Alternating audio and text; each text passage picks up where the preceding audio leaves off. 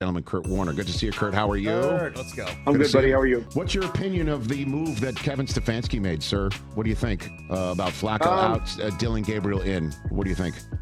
I think most of us felt like it was just a matter of time, that the future of their franchise wasn't Joe Flacco, even though he was the best quarterback, obviously coming in. And I think he's played well at times. I don't think he played very well on Sunday, with the record where it is. And, I think I've heard a few people talk about it. They've got some draft stock in the first round next year where they could get a quarterback if one of those guys is the right guy. I'm not sure, watching college football, who that right guy is, to pick high in the draft quite yet. But if they want to do that, they got to figure out these two guys that they drafted this year, if one of them can be their guy or can be their guy for a while until they find that right guy that they think can take over. And so, again, if they started out hot, Joe would have obviously kept the seat.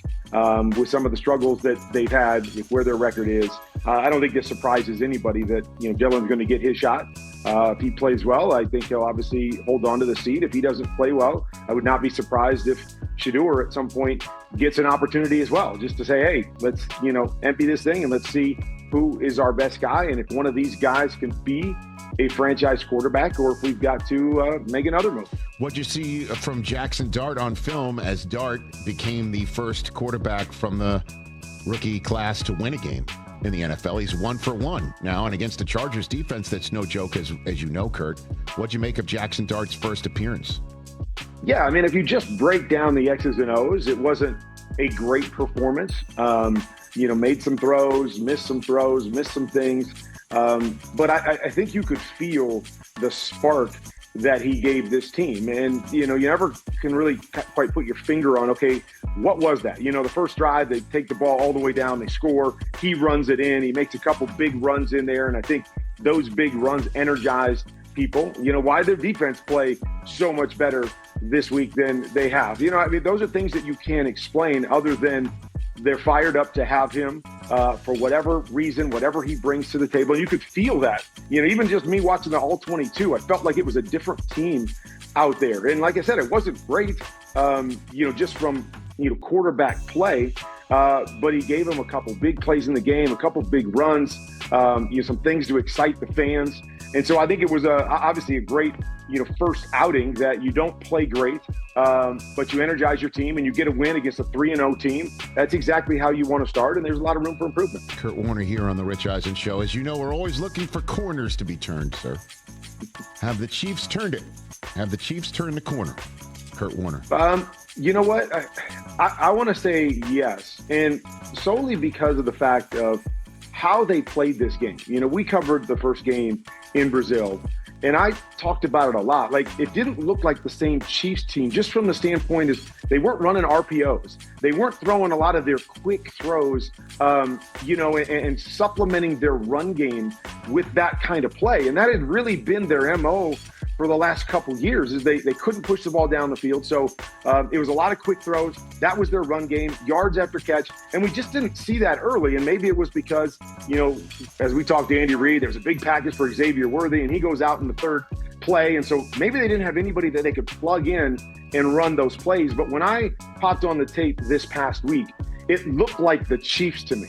There was a lot more RPOs and those quick throws to supplement that run game and to use Patrick's ability to get defense out of position and then just make those quick throws. A lot more wide receiver screens.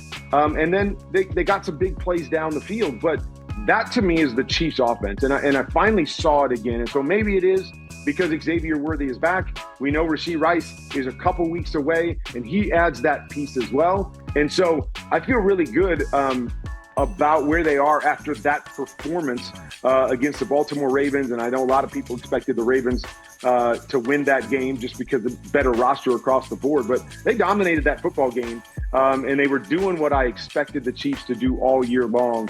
So I do believe they have turned the corner and gotten back to, maybe not a perfect formula, but the formula that was a winning formula for them a year ago. And then the corner in Houston has C.J. Stroud and that offense turned it. 26-0 win over the Titans, in which Stroud was 22 for 28 with a passer rating just a little north of 125. Have the Texans and Stroud turned a corner? No, I'm going to say no. I was watching that film and I kept asking myself, they won 26-0, right? Like, where's this offense? Where is it at? I thought it would be more explosive than it was. And so, the numbers were good. I still think they have issues there. I'm still trying to put my finger on, what's going on with CJ. And again, the numbers were good, and sometimes you have those performances, but I can't shake the first 3 weeks of the season out of my head quite yet. There was a lot of struggles. CJ just doesn't look like the same player that he was as a rookie. Just awareness, seeing things, getting the ball out of his hands. So I'm not ready to say that they've turned a corner quite yet. I think they played a Titans team that really struggles offensively, and that's why it looked like it did. I'm going to need to see some of that against a better football team. Okay, so have the Falcons turned a corner offensively? Have we found something with Penix that they were able to uncork on Washington, Kurt? Yeah, here's another one that I'm not quite sure. I'm starting to wonder, because I thought they looked really good in week 1 of the season. And I thought, man, Michael Penix looks really good. And, this team could be, something to reckon with because of all their weapons. And then we go 2 weeks where he doesn't look very good. And then he comes back and he looks really good again this 4th week. And, so for me, consistency is the name of the game at the quarterback position. And that means seeing it. That means being able to work through things when your first read's not open and being able to find the next guy. That's how you have to play the position.